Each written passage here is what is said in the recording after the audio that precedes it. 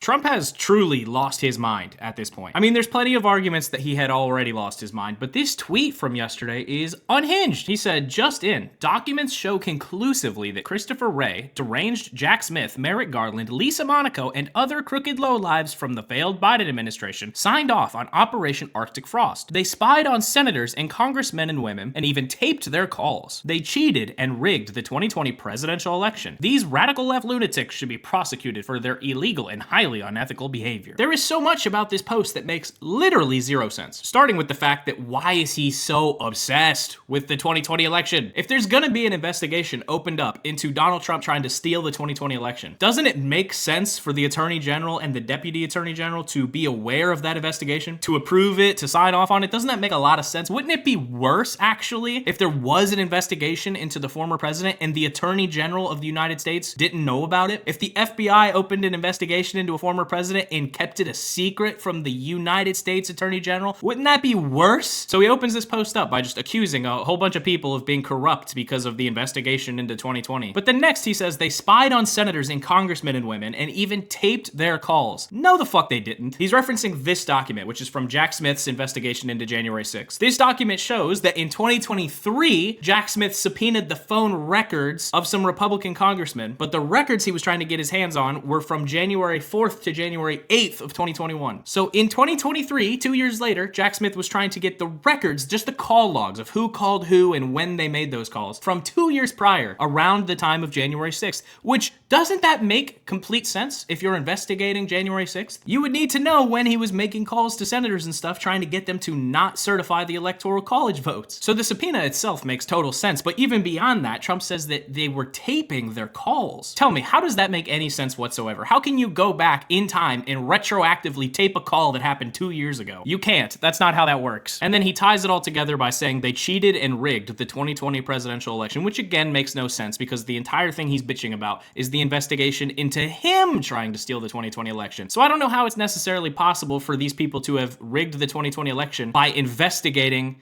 the 2020 election, something that had already occurred. I don't really know how you rig something that already happened. So Trump has officially gone completely insane. Like, he's deluded. He's deranged at this point. Or, alternative theory, he completely knows he's lying about all this, and he just wants to convince people that the 2020 election was rigged or was stolen, so that way when he steals the next election, he has more cover, more excuses, more ways to get away with it. I don't know, just food for thought.